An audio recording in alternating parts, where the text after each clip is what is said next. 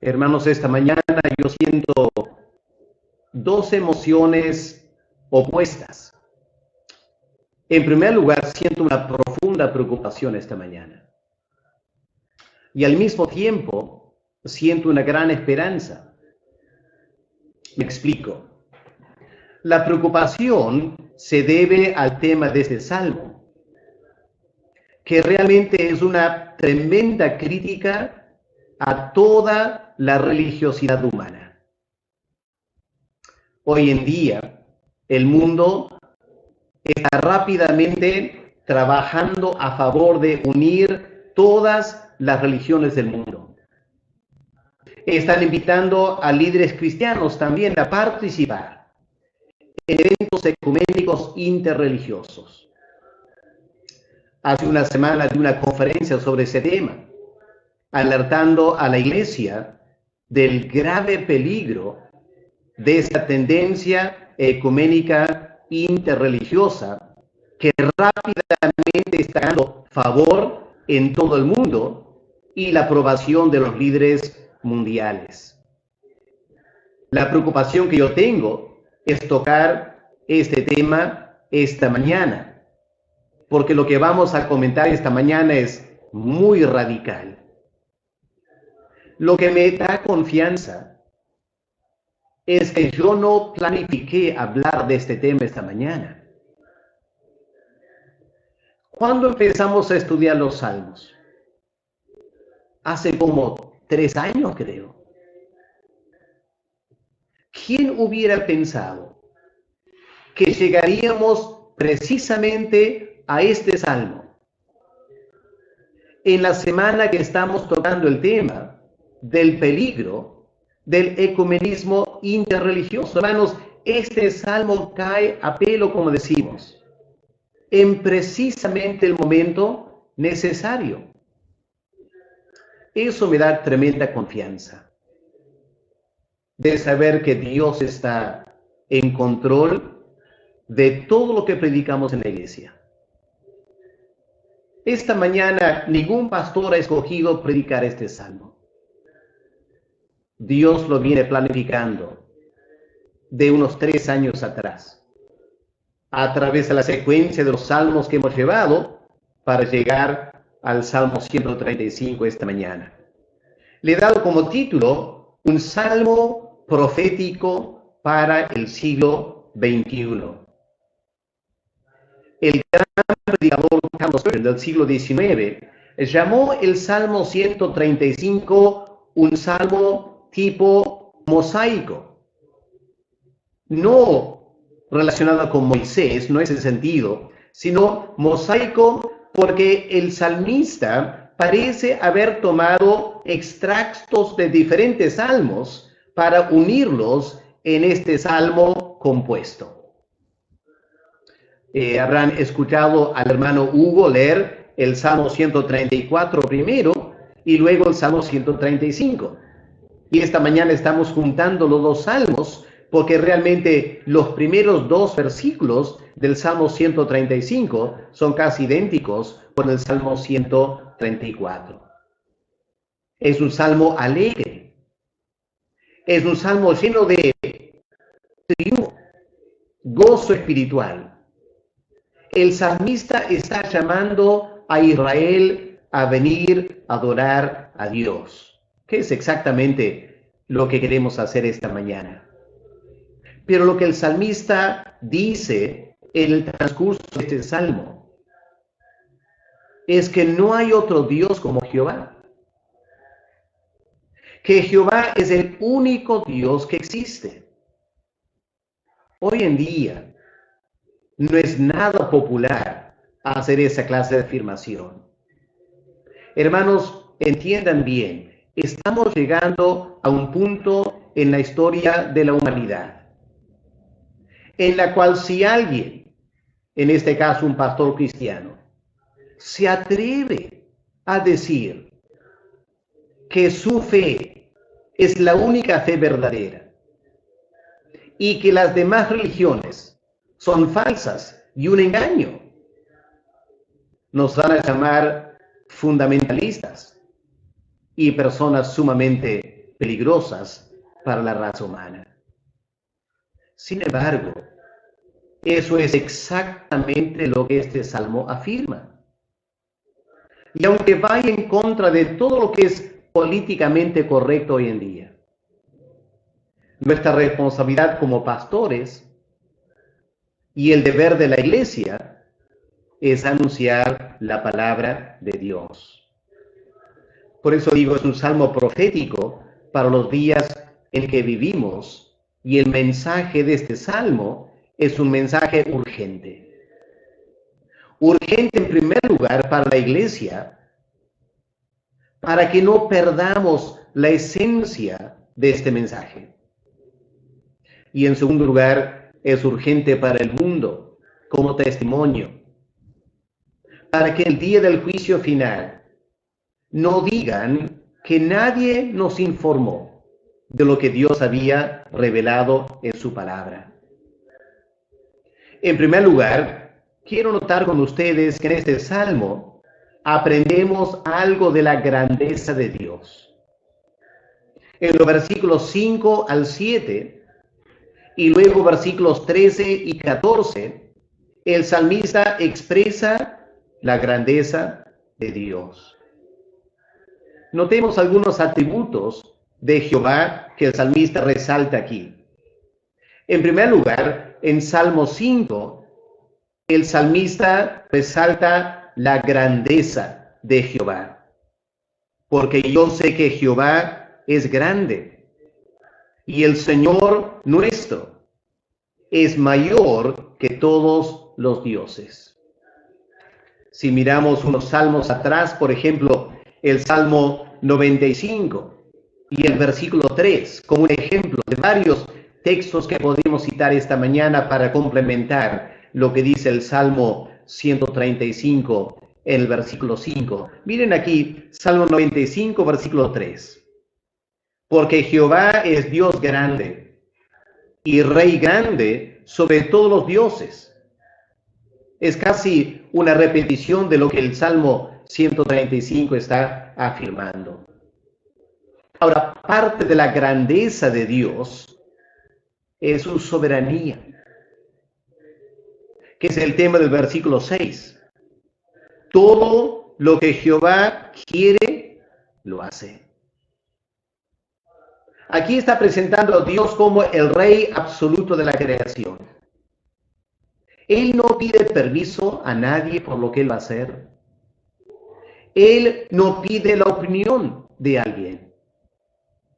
Dios es soberano y dado a su grandeza y el hecho que Él sea el creador, el salmista afirma categóricamente todo lo que Jehová quiere, lo hace. ¿Dónde lo hace?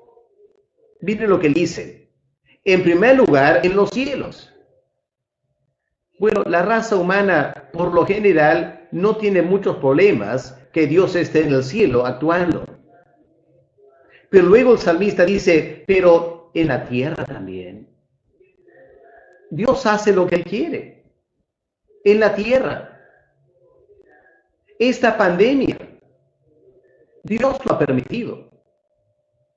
Porque si Él no hubiera querido que se diera, hubiera sido demasiado fácil para Dios simplemente hacer algo a nivel genético para que ese virus no se forme o no se propague. Para Dios eso no era nada difícil. Así que esta pandemia claramente Dios lo ha permitido, sin pedir permiso de nadie o la opinión de nadie. Dios es grande. Dios es soberano. La raza humana se ha olvidado de eso. Había un tiempo en la que la población humana aceptaría eso. Pero hoy en día los seres humanos se creen Dios. Y nos hemos olvidado que el ser humano no hace lo que quiere. Dios hace lo que quiere. Eso explica por qué hoy en Europa hay cientos de millones de personas que no están haciendo lo que quieren. están encerrados en sus casas. No quieren estar ahí. Pero el Dios soberano lo ha hecho. Y no hay nada que el ser humano pueda hacer al respecto para hacernos recordar quién manda en la tierra. Ojalá que la raza humana aprenda y escuche lo que Dios está diciendo. Dios es soberano. En tercer lugar, Dios controla la creación. Versículo 7. Bueno, no amplié el versículo 6 todavía, ¿no es cierto? Dios hace lo que quiere en los cielos, en la tierra, en los mares y en los abismos. O sea, bajando desde el cielo, pasando por todos los diferentes ambientes hasta terminar en las partes más bajas de la tierra. Dios es soberano en toda la creación. Y versículo 7, Él controla la creación. Él hace subir las nubes de los extremos de la tierra, hace los relámpagos para la lluvia y saca de sus depósitos los vientos. Solo un ejemplo del control que Dios tiene sobre toda la creación. Obviamente, el ser humano también es un agente en todo esto. El ser humano es responsable por cómo estamos cuidando la creación. Pero por encima del ser humano, Dios está controlando la creación. Y el resumen está al fin del versículo 5, cuando el salmista tiene la osadía de decir, el Señor nuestro, el Dios nuestro, ningún otro Dios, solo nuestro Dios. Él es mayor que todos los dioses de la tierra. Esta es palabra de Jehová. Las Naciones Unidas o el Papa puede reunir a todas las religiones si quiere. Y puede dar a entender que todas las religiones adoran a sus dioses y que cada dios tiene su lugar. Pero Dios afirma, no yo, no la iglesia cristiana, el verdadero y único Dios. Él afirma, Él es mayor que todos los dioses. Ahora, o lo creemos o decimos es mentiroso. Eso depende de nosotros. Pero estamos representando aquí lo que Dios mismo ha dicho en su palabra. Ahora, si Dios es así, ¿cuál es nuestra responsabilidad? Y eso nos lleva al segundo punto de esta mañana, que tiene que ver con la adoración de los siervos de Dios. Somos llamados, todos los que conocen a este Dios verdadero, somos llamados a adorarle. Esa adoración comprende dos cosas. En primer lugar, debemos alabarle. ¿Pueden notar en los primeros 3 versículos cómo se repite esa palabra? Alabar. Lo pueden colorear o marcar en sus Biblias. Versículos 1 al 3. Alabad, alabad, alabad. La palabra en hebreo es halal. Halal. Esta palabra significa brillar. El sentido original de la palabra es brillar o resplandecer. Y en el libro de Job, la palabra se usa en ese sentido, de lámparas que brillan o las estrellas que resplandecen. Pero de ese concepto de brillar y resplandecer viene el concepto de celebrar. Hoy en día usamos la palabra aleluya, que viene de este término halel. Y si miramos el Salmo 111, van a ver que varios salmos empiezan con esta palabra. Está en el título. Salmo 111 tiene como prefacio la palabra aleluya. Versículo 112, aleluya. Salmo 113, aleluya. Son los salmos halel, los salmos de alabanza. Ahora, volviendo al Salmo 135, ¿quiénes son llamados a alabar a Dios? ¿Quiénes son llamados? Bueno, en primer lugar, los siervos de Jehová, ¿no es cierto? Versículo 1. Alabad el nombre de Jehová, alabadle, siervos de Jehová. Si esta mañana reconocemos que el Señor es nuestro Dios y que como creyentes y seguidores de Jesucristo somos siervos de Dios, somos llamados a alabarle. Mañana, tarde y noche, no solo el domingo, sino toda la semana. Alabadle, siervos de Jehová. Y en segundo lugar, versículo 2, añade, los que estáis en la casa de Jehová. Esta mañana estamos en nuestras casas, ¿no es cierto?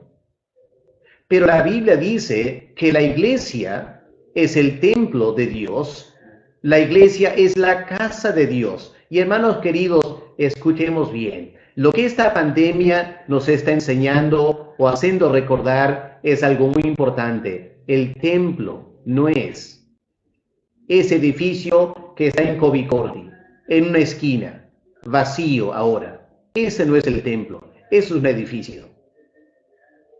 El verdadero templo somos nosotros. Podemos estar reunidos todos juntos ahí, o podemos estar regados por las casas en Trujillo. No importa dónde estemos, nosotros somos la casa de Jehová. Estamos en la casa de Jehová y somos llamados a alabar el nombre de Jehová. Una segunda pregunta: ¿por qué debemos hacerlo? ¿Por qué debemos dedicarnos a alabar a este único Dios?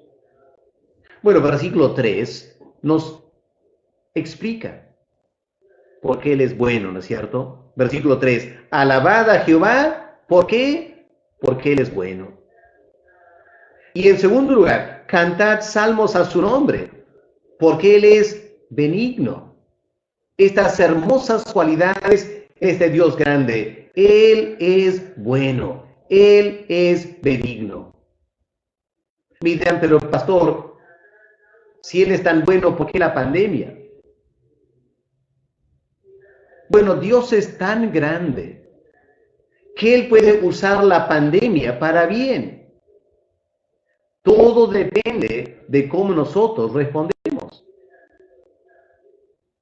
Cuando la gente en Perú responde a la pandemia, desobedeciendo las órdenes del Estado, reuniéndose en casas privadas, 50, 60 personas, para tomar y para bailar, y todos se contagian de la pandemia, ¿quién tiene la culpa? No le echemos a Dios la culpa del contagio, porque esas personas podían evitar el contagio, simplemente no yendo a esos lugares. ¿Qué es lo que deben estar haciendo? Deben estar alabando a Dios. Pero no quieren alabar a Dios y se contagian. Pero Dios no tiene la culpa. Dios es bueno, Dios es benigno. Y en segundo lugar, versículo 4 dice, debemos alabar a Dios porque Él nos ha escogido. Versículo 4, porque Jah, que es una abreviación de Jehová, ha escogido a Jacob para sí, a Israel, por posesión suya. Esta mañana, si somos creyentes, no somos mejores que otros. Tenemos que enfatizar eso, hermanos, esta mañana. Nosotros no somos mejor que nadie más en este mundo. Lo que marca la diferencia es que Dios nos escogió para la salvación. Quizá no podemos explicar por qué, pero sabemos que hubo un tiempo que estuvimos lejísimos de ese Dios, no nos interesaba nada en ese Dios, cuando de repente sentimos el llamado de este Dios único, hablando a nuestros corazones, atrayéndonos hacia Él. Y nosotros, que hemos escuchado esa voz, somos llamados a alabar el nombre de Jehová. Pero no solo hay que alabarle, hay que también bendecir su nombre. Es lo que tenemos al fin del Salmo. Verso 19 al 21. Ahora el verbo cambia, ¿no es cierto? Ahora el verbo es bendecir. Bendecir es hablar bien de. La palabra en hebreo es barak. Barak significa arrodillarse, inclinarse. ¿Y para qué nos inclinamos delante de Dios? Nos inclinamos delante de Dios para reconocer Él es grande, nosotros pequeños. Nos arrodillamos delante de Él para adorarle y para bendecir su nombre. Otra vez la pregunta surge, ¿quiénes deben bendecir a Dios? Y el salmista es claro al respecto, ¿no es cierto? Mire verso 19. En primer lugar, los que deben bendecir a Dios es la casa de Israel. En el Antiguo Testamento, toda esa nación, descendientes de Jacob, que Dios llamó para formar un pueblo, ellos fueron llamados a bendecir el nombre de Dios. Entre ellos, en especial, la familia de Aarón, los sacerdotes. También la casa de Leví, versículo 20. Esa tribu escogida por Dios para trabajar en el tabernáculo y después en el templo. Y en resumidas palabras, versículo 20, los que teméis a Jehová, bendecid su nombre. Esta mañana, los que nos llamamos seguidores de Jesús de Nazaret, somos el nuevo Israel de Dios. La iglesia. Somos sacerdotes del Dios Altísimo. Él nos ha salvado para que le rindamos a Él el culto que Él merece. Hermanos, esa es la razón por la cual estamos aquí esta mañana. Y felizmente, aunque el gobierno, por razones de salud, no nos permite hacerlo todos juntos en un templo, no nos está permitiendo hacerlo en las casas. Tampoco está impidiendo que lo hagamos por las redes. Y la verdad, hermanos, es que podemos alabar y bendecir a Dios mejor ahora, porque ahora no hay límites, porque cientos, miles de personas pueden empezar a mirar este culto y pueden empezar a escuchar y alabar a Dios. En el templo, nuestro templo, solo caben, ¿qué? 200 personas. Pero las redes no tienen límites. Hermanos, este tiempo de pandemia no nos está limitando.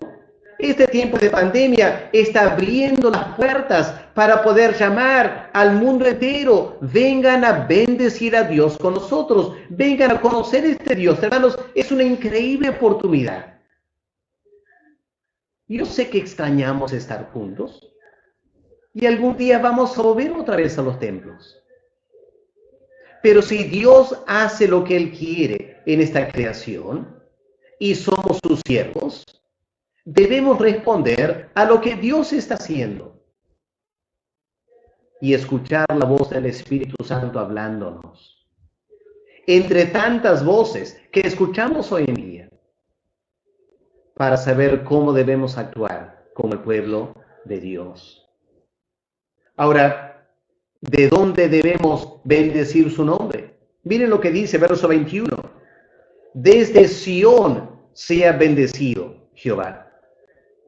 Sión es otro nombre para Jerusalén. Específicamente, Sión es una suerte de montículo una parte elevada en toda esa zona que se llama Jerusalén, donde el templo se construyó, el monte de Sión. Hermanos, Dios separó esa ciudad para que el templo de Dios sea ahí. Pero cuando la iglesia se fundó, la iglesia ya no tenía un solo templo, porque Dios quería que los creyentes estuviéramos extendidos por todo el mundo.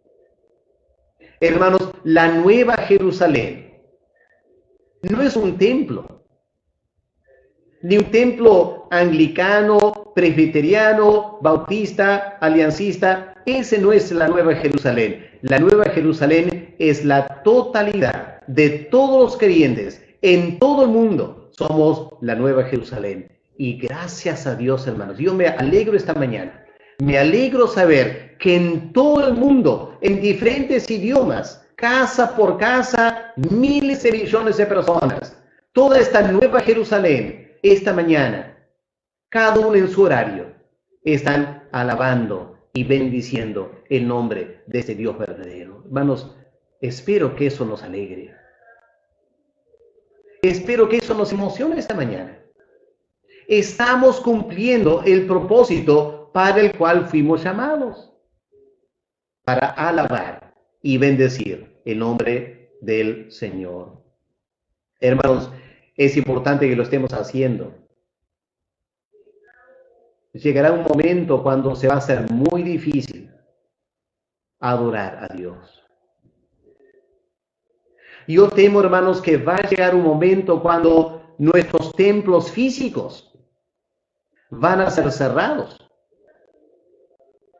como están cerrados en los países islámicos, como se están cerrando y quemando en países como la India, como están cada vez más destruyendo en países como la China. Y podría llegar a nuestro país también. Iglesias que no se someten al movimiento interreligioso mundial van a ser en diferentes maneras presionadas a cerrar. Y las redes se nos van a cerrar también. Porque gente va a estar escuchando lo que predicamos. Y el mensaje que estamos predicando hoy va a llevar a alguien o una máquina con un algoritmo a simplemente apagar la señal. Va a llegar ese momento. La iglesia nació en ese contexto. En el Imperio Romano se permitía adorar a cualquier dios que quería, con tal que reconocías al emperador como Dios también y ofrecer un poco de incienso.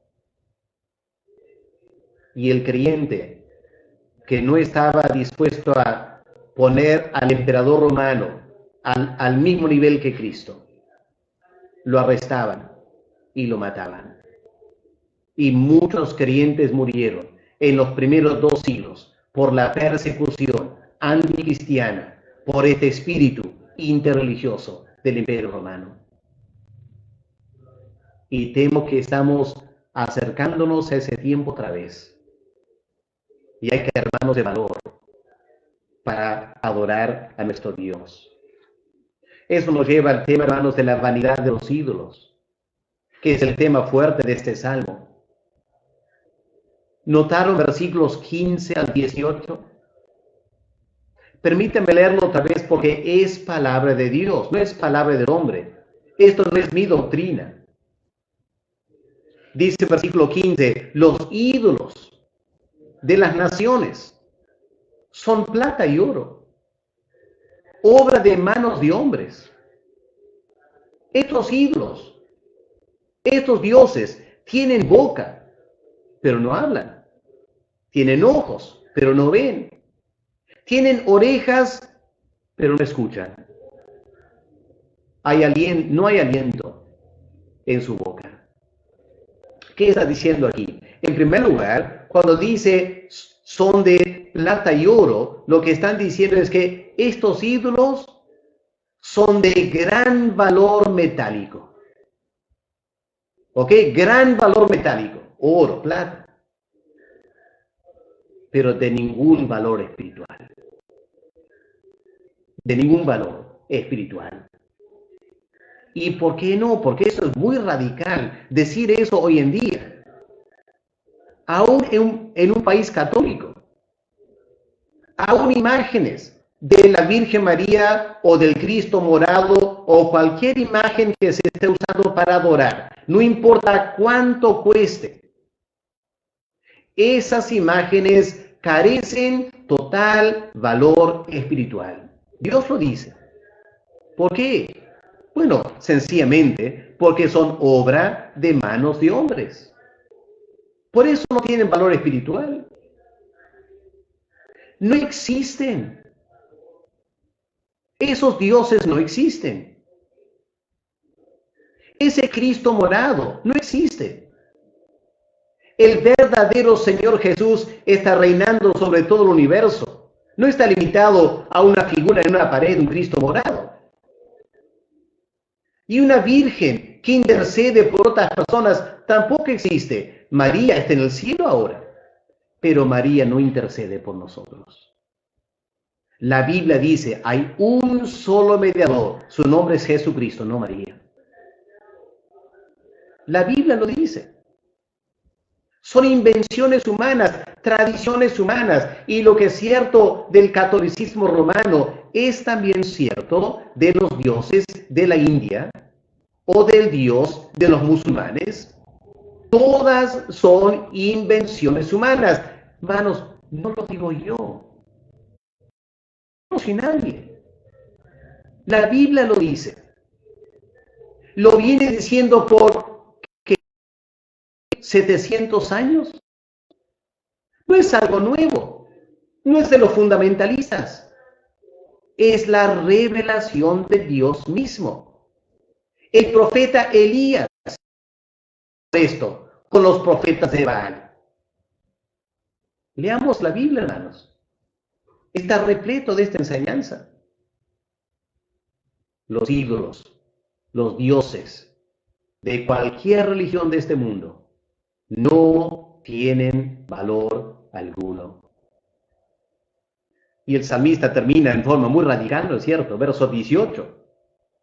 Dice, semejante a ellos, a esos dioses, son los que lo hacen. Y todos los que en ellos confían. Qué radical es esto, hermanos. Por eso yo dije al comienzo, predicar esta mañana me da cierto temor. No lo predico con tremenda alegría, hermanos. Porque es radical. Yo entiendo esto. Hoy en día, siglo XXI, este mensaje es sumamente radical. Y gente dirá, espera, pastor, un momento, ¿no está usted faltando respeto a las religiones? Es el argumento que se va a usar, ¿no es cierto? Estamos faltando respeto a las demás religiones. Ahora, permítame aclarar algo muy importante, hermanos, esta mañana. Escuchen bien. Todo ser humano es digno de ser respetado. Nadie tiene derecho de denigrar a otro ser humano, porque todos hemos sido creados iguales a imagen y semejanza de Dios, en primer lugar.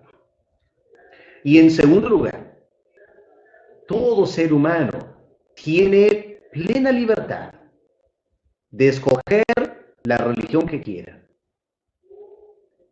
Nadie puede negarle ese derecho.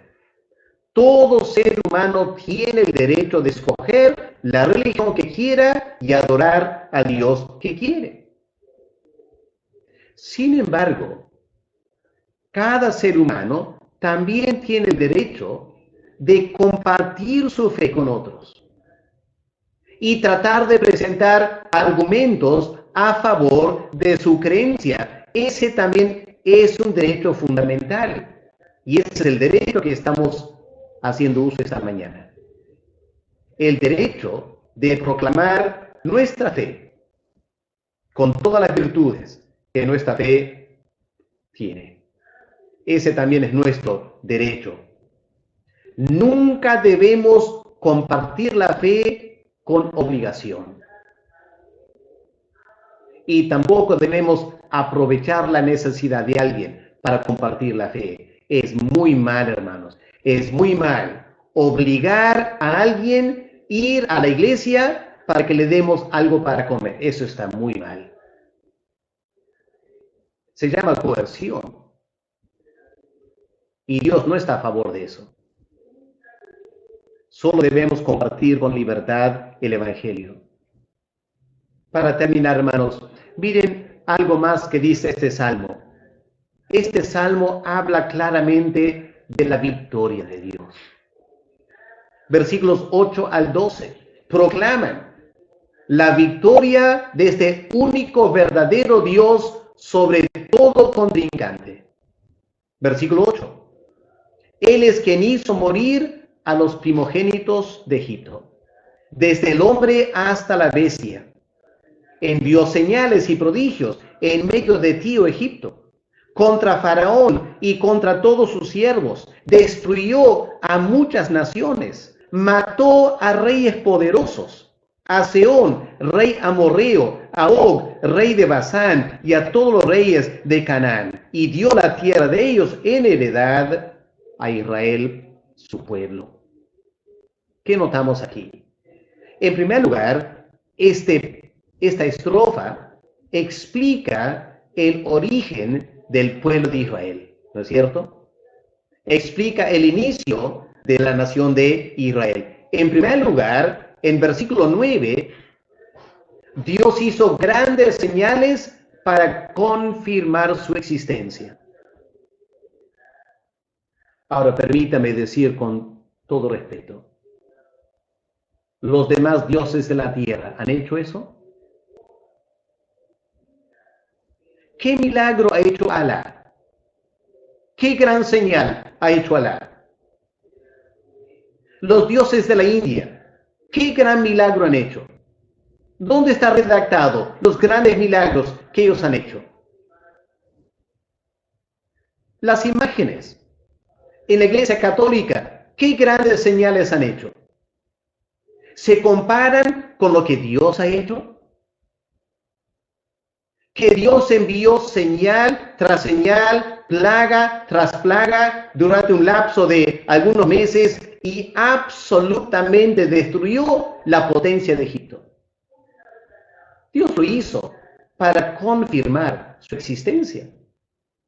Y uno podía multiplicar ejemplos, es lo único que la Biblia menciona aquí.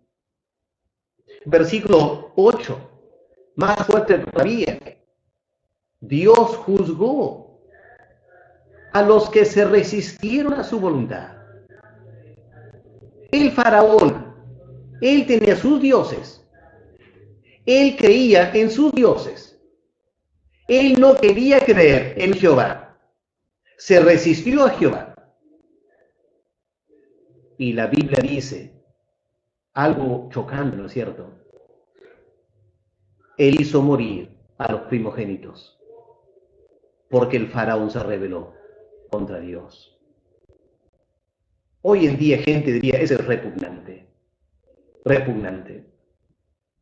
Sin embargo, ¿no es eso exactamente lo que gente hace hoy en día? Me falta tiempo para los detalles, pero podía contarles muchas historias. Una pareja de jubilados en Inglaterra tenía su hotel para parejas cristianas. Un día llega una pareja de homosexuales queriendo quedar la noche. La pareja cristiana gentilmente los invitó a ir a otros hoteles cercanos porque su hotel era para parejas casadas cristianas. La pareja de homosexuales se fueron. Una semana después llegó una notificación, un juicio contra esta pareja de creyentes jubilados. Increíble. Los homosexuales ganaron. Esa pobre pareja tuvieron que vender su hotel y pagar todo el dinero a esta pareja de homosexuales y quedaron la pareja en la bancarrota. Es lo que pasa hoy en día, hermanos. Así que no vengan diciendo que esto es repugnante, porque hoy en día Muchos sectores de la raza humana persiguen a cristianos hasta la muerte. Esa es la realidad hoy, siglo XXI. Así que seamos un poco justos en evaluar la palabra de Dios. ¿Qué más hizo Dios? Versículo 10 y 11. Derrotó a los que pelearon contra su pueblo. Pueden leer el libro de Números, los detalles.